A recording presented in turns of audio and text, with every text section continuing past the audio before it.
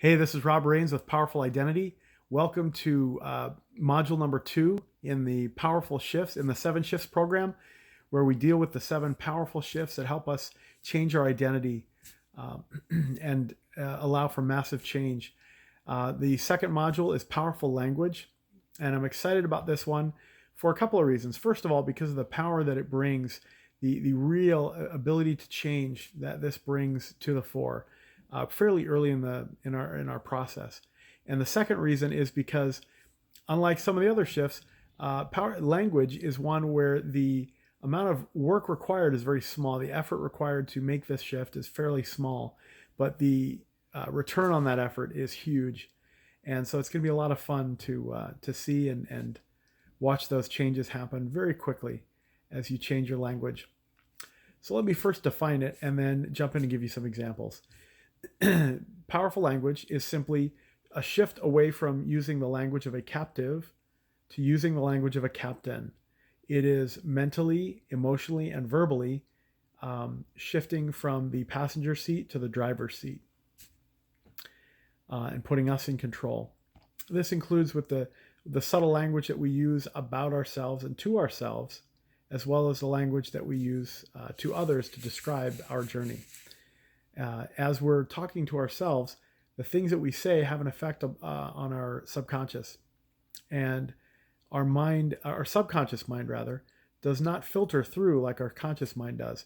Our subconscious does not have the ability to filter out and to reason and to say, this is not true, that's true. It does not have the ability to reject information. It simply absorbs what we say and takes it as fact and begins to manifest that in our physiology, in our body chemistry, in our mental and physical capabilities.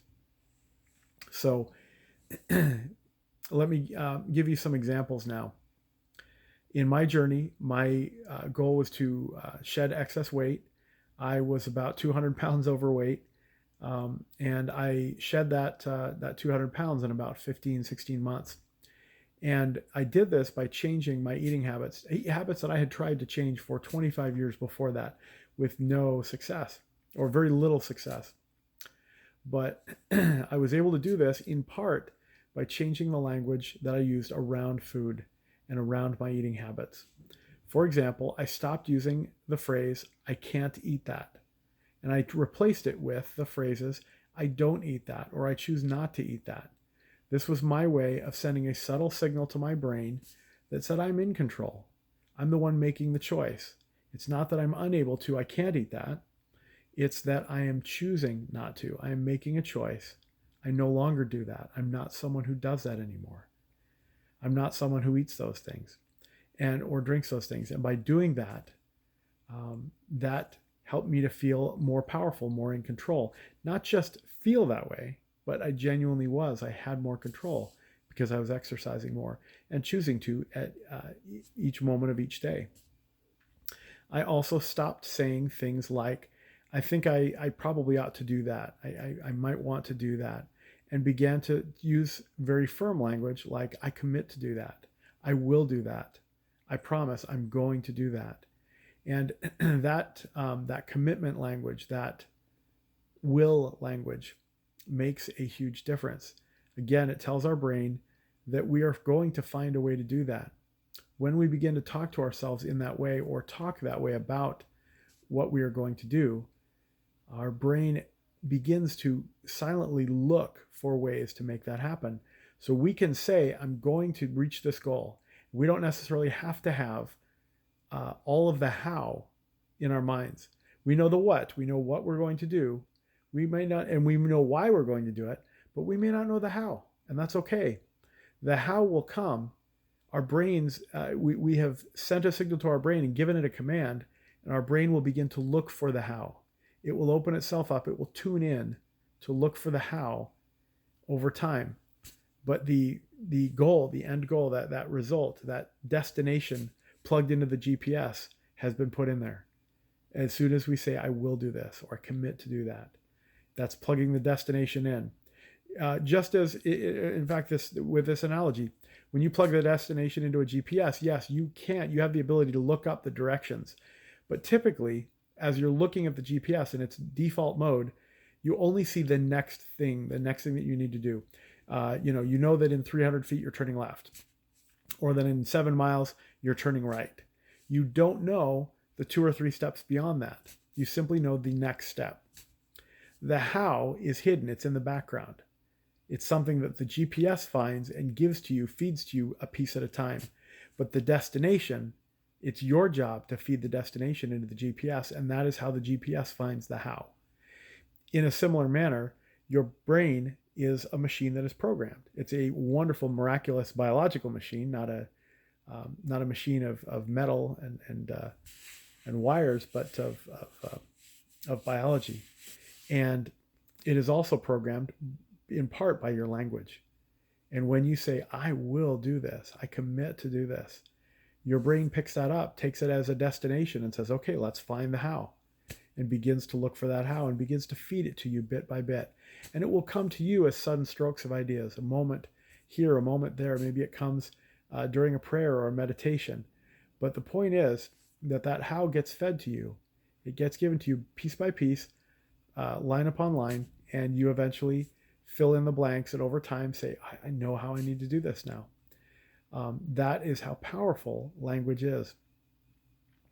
Let me share some other ways that language can teach us and help us.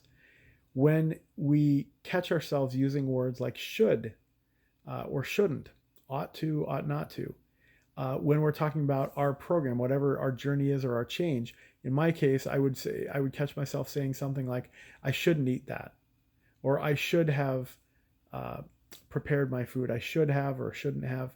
When you use words like should or shouldn't, ought or ought not, what you're revealing is that the source of your why is outside of you. It's somewhere. You're obeying someone else's program.